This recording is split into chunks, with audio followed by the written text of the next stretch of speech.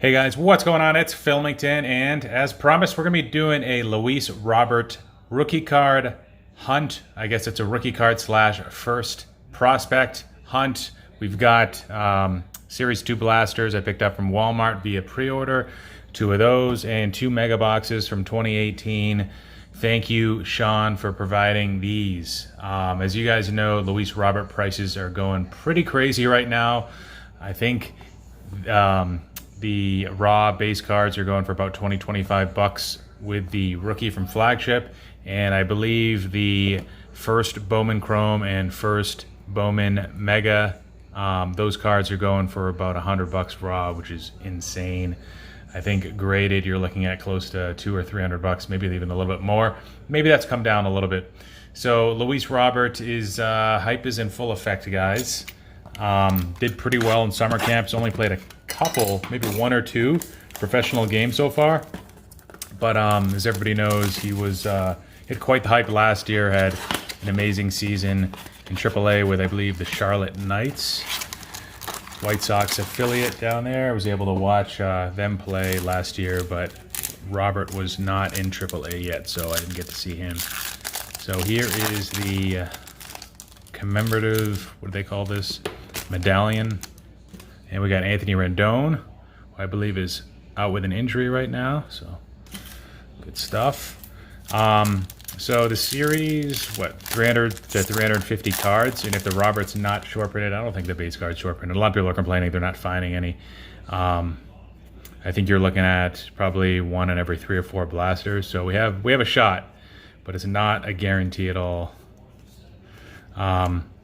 The checklist in this product is quite weak.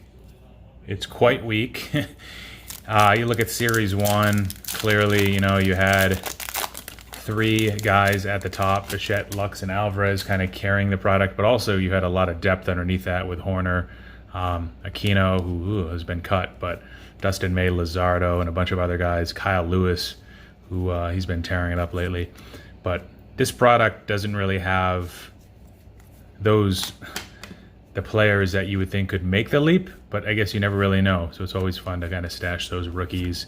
Jake Fraley is not a guy that probably will ever be extremely good in the league.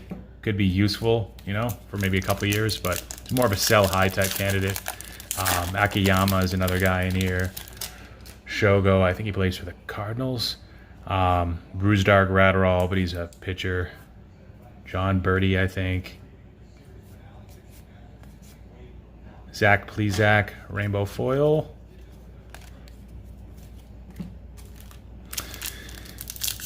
So this product won't be a complete bust in the long term, I don't think, if Robert becomes a top 5 player in the league year over year for the next like 10 years or so. But certainly not going to be the strongest product of this year, or the strongest flagship release of recent releases, and it's probably going to go down as at least a minor disappointment, if not a bit more, unless Robert does some crazy stuff. Willie Calhoun, that's the gold.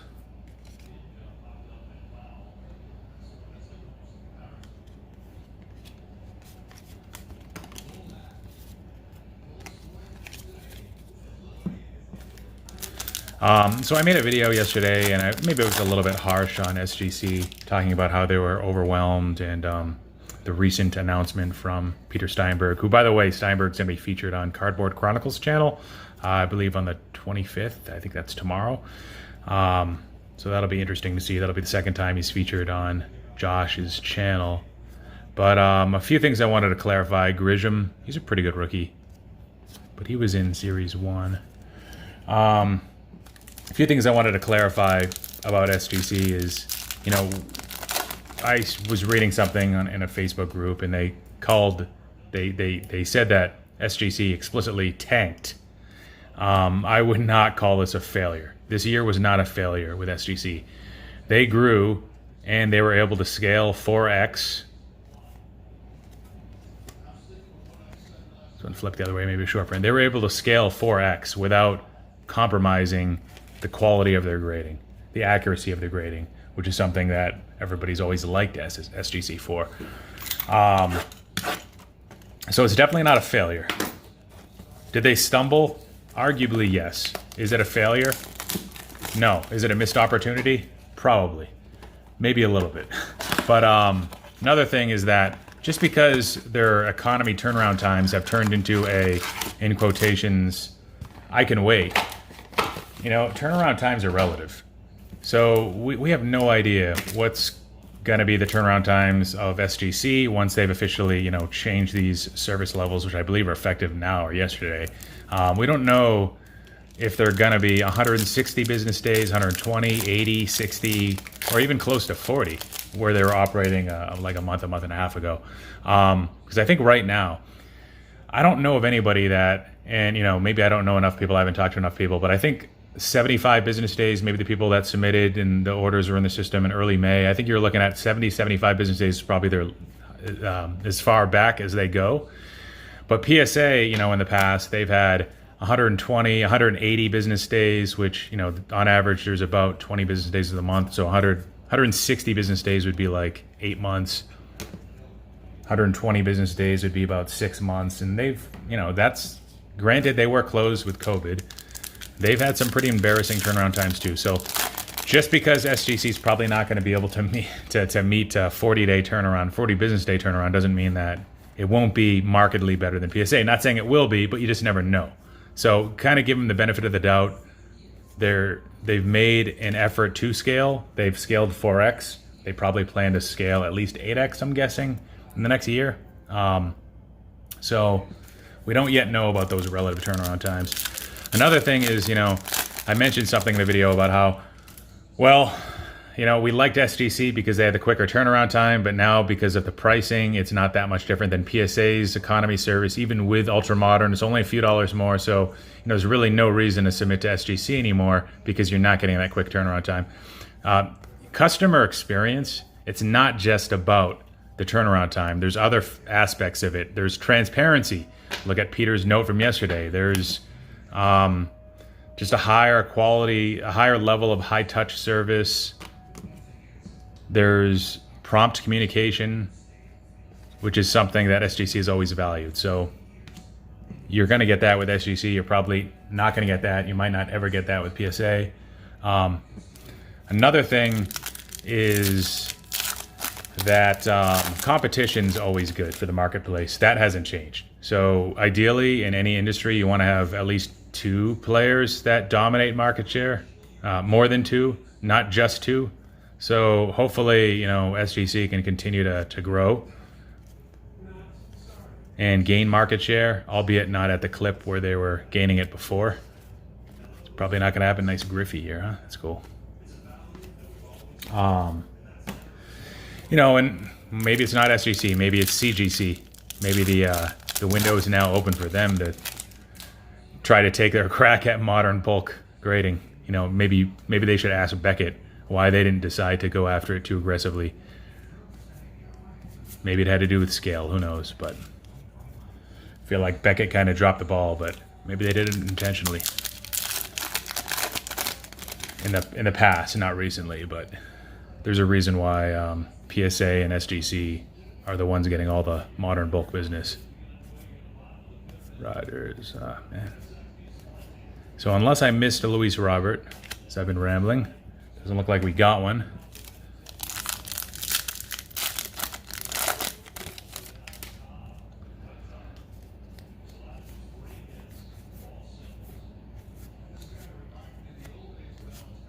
Got a lot of rookies in this one. Freeman.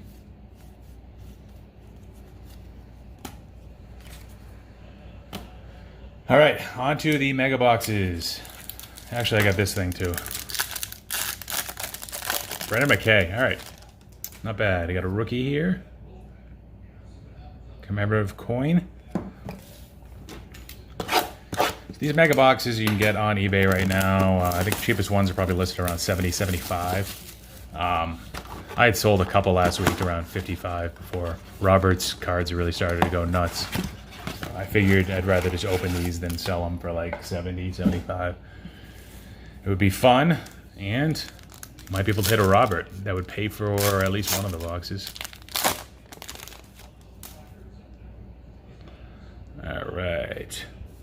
So, we got 2 of these mega box packs, and then 4 or 5 actually of the regular Bowman packs. So I probably should have started with the boring stuff, but all right, not much going on there. Did get an Aaron Knapp first Bowman, and actually Jordan Hicks is pretty good too.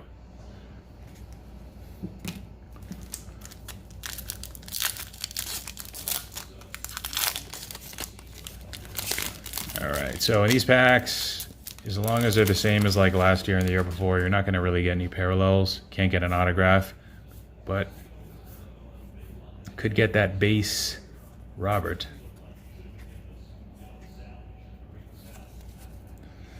Not much going on there.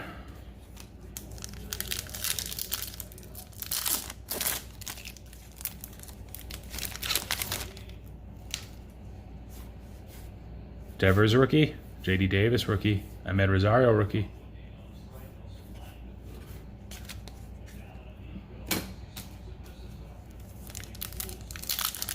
And there's always a possibility to get a Mojo color Robert in the Mojo pack.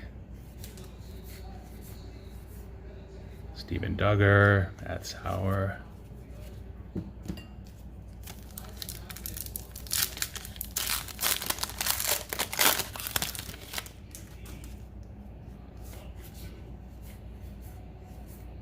Toussaint.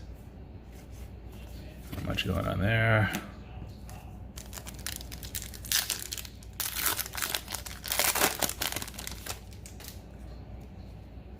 Trout. Yu Chang. Eloy.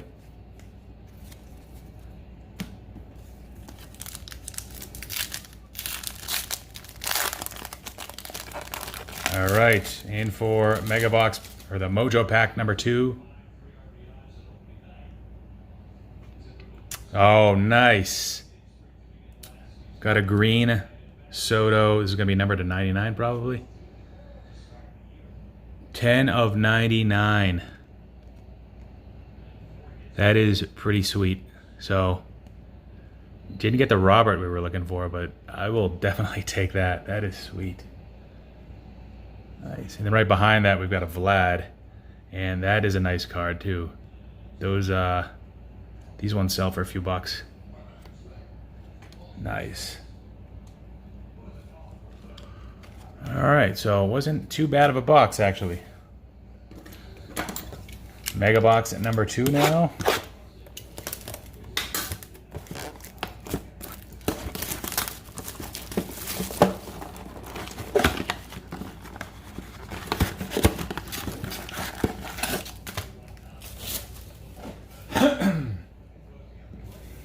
So I don't know how I feel about the crowd noise. Actually, I know how I feel about the crowd noise, the artificial crowd noise for these baseball games. Doesn't sound natural. It's not loud enough. It seems to be all one static pitch or volume. It doesn't like ramp up, which also seems unnatural, and it's also delayed. You know, if somebody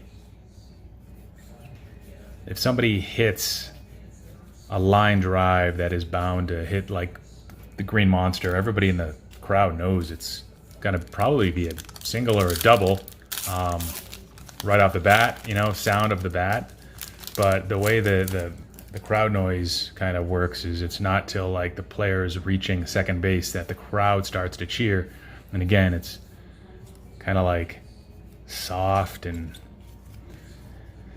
there's not like differentiating screams, and it's like whenever there's action, there's just the same exact delayed crowd noise. So, and with the cutouts in the stands that some of the games have been featuring, I don't know how I feel about that. I could probably do without that, but who knows? Maybe there's a better way to do that too. I'm assuming that they'll make some strides. This is very new to everybody.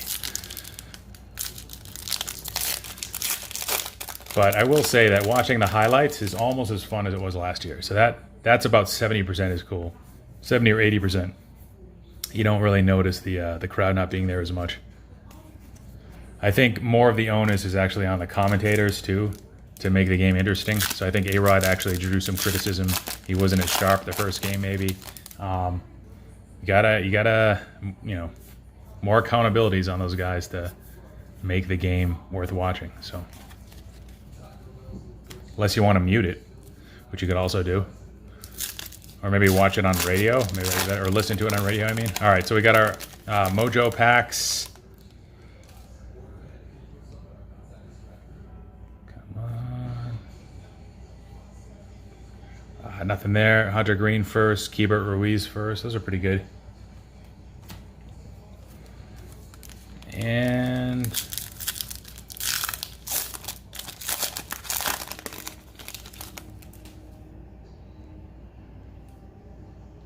got a purple. Well, at least it matches the uniform. That's kind of cool. All right. Quick recap. So from Series 2, some of the highlights were rainbow foil of Zach Plesac, as well as Freddie Freeman. Some of these I kind of skipped by quickly before. And Willie Calhoun Porcello, the gold parallels there, number to 2020. It did get this Griffey turkey red, which is kind of cool. And from the mega boxes, Sam Hilliard first, Hunter Green first, Keibert Ruiz first. Did get a purple Ryan Valade, a Vlad Guerrero base, and probably the highlight of the break today, guys, was this Juan Soto green number to 99 Mojo parallel. All right, guys, that is it for this break and this video. Stay tuned for next weekend.